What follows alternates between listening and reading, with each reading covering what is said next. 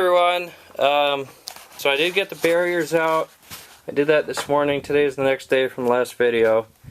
I did continue to cut them. 2 of them were screws, so I only had to cut 2 more, which was great. And, well, 2.5 actually. So those are out. That opened up a lot more. It's really easy getting up and down the stairs. Did lose the bar, the rail there, but we might figure something else out. Well, it's really not necessary at all. My main project right now is taking all the screws out of the floor. Yesterday, I took out the screws for all this sheet metal for the heat, which there is air heat coming in right here.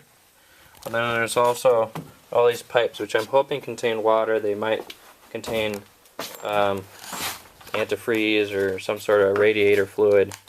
I'm hoping they're water, but I'll have to look at that later. So I'm going to take these bus heaters out today, I think. No, I might need to drain it first.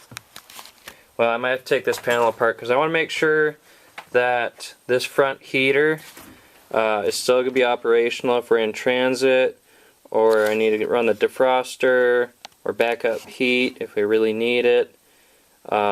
Then I can run that. So I want to keep the front heater intact. So whether or not I have to loop these back into the system, or if it's heated separately, or if it's just electric, I'm not sure. I'll probably have to take all that panel out there and take a look. I'm guessing there's a heater in there that piping connects to. But there's also a heater here, which I think might be just electric. Let's see. BTUs, fresh air, reciprocating air, 12 volt.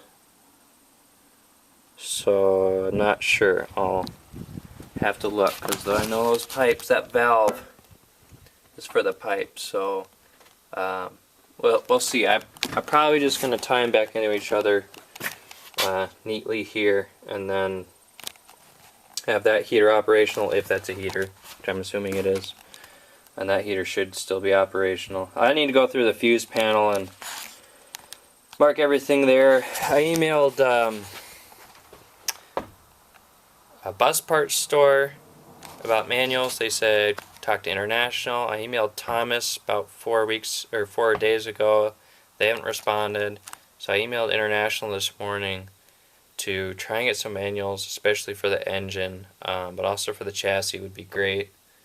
So I really don't know anything about that stuff. I mean, I'm going to be learning a lot, but it'd be great to have a specific manual for this bus and for the engine. Because I did notice the other day that there's no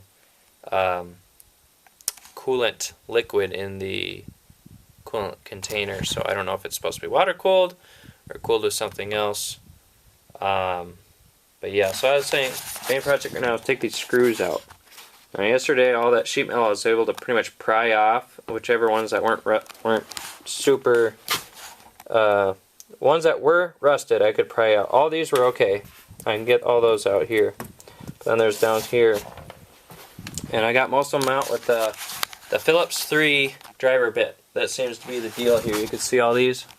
These are Phillips 3 seem to work the best. Phillips 2 was just a little too small. I stripped some of them. But down here, I can show you, but you can't get a drill bit to catch anything. So, what am I going to do about this? You can see a little hint, but the first thing I did was, obviously, I tried the driver bit. It's just rusted there, and it would strip. Next thing, I tried a screw extractor, which I didn't use properly. I didn't do a pilot hole, so I just tried pushing it in there. It wasn't grabbing. And then I'm going to say right now, a little research goes a long way. Last night I looked up best ways to take out screws, and that's also where I looked up how to use a screw extractor properly, which is you have to drill a pilot hole big enough for the screw extractor then back it out, and it's just going to take me too long. I also tried using 1/4 inch drill bit just to drill that out. That's going to take too long. It's going to ruin my drill bit. So what I found on research last night is to take a Dremel. It recommended a Dremel, and cut a notch in it, like here. Now I don't have a Dremel. In-laws do, but it's corded, as I don't have electricity here. So I thought, okay, maybe I can use my angle grinder, and I did. I tried it, and it works absolutely great. Hang in there, trying to get this little bendy tripod set up. Come on. Okay, that's not working. There we go.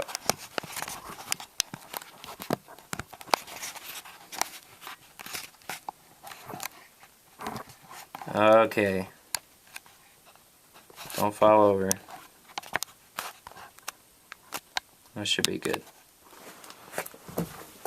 So I'll show you here. Where's my drill bit?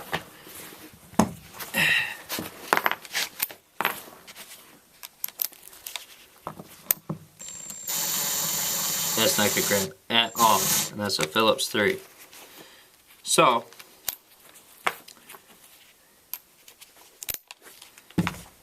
take angle grinder,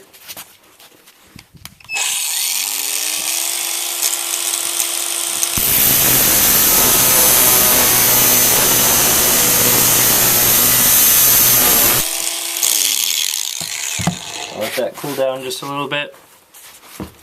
Now I don't have any impact flat driver bits. I got a kit, impact driver bit kit, which doesn't have any flatheads. So I just got this. I have these cheap Black & Decker ones from a kit I bought a couple years ago. I've already gone through one, but it's working.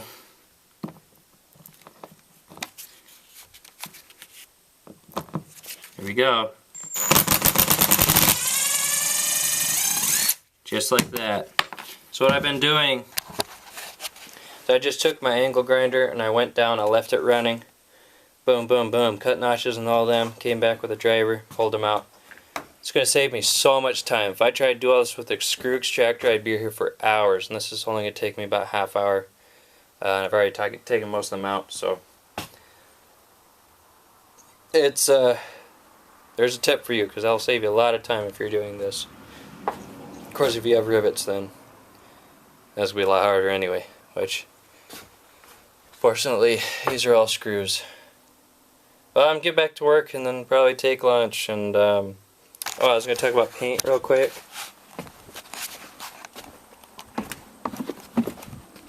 So we got a little thing of hunter green to try, and we think it's a little too dark. We have 2 test spots. This is one. What you doing over there? You stuck? I don't think you're stuck. Just looking for chipmunks? Well, 2 test strips. This is one that we did not sand underneath. Instructions say if it's a glossy surface, you need to sand it. And it's not. There is no gloss overcoat on this. It's just enamel. This is pre-sanded. Don't buy cheap brushes, because those are hairs from the brush and it's crap. But this was just a test brush. We're just going to use it and throw it away. But yeah, we think it's a little dark, so we're looking at going to, that's hunter green from Rust-Oleum. We're looking at going to a John Deere green, whatever's cheaper out there. We're still currently planning on keeping these black stripes. We'll see how that looks, but essentially we're gonna probably just paint all of this green right now, because that's what's on our registration. And we might paint up here, probably not, and might paint some of the roof, because it's gonna be white. I don't know if when we're gonna change over. We might just paint all that white, but as long as I get primary color green on here, the front and the door and everything, we're either gonna wash everything with a cleaner, with a biodegradable cleaner, and paint it, or we're gonna wait till Saturday, Sunday, and Tuesday it's supposed to rain, so we'll come out here when it's raining and get soap on here. And then we're going to need to wire brush some of this. I've got a power drill wire brush. I guess some of that rust out before we paint it. We're probably not going to use a primer, and as of right now, the way this is looking, there's no difference between the sanded paint and the unsanded paint, so we're probably just going to go straight on, just make sure everything's real clean. And we got to take all of this sticker adhesive off. I'm hoping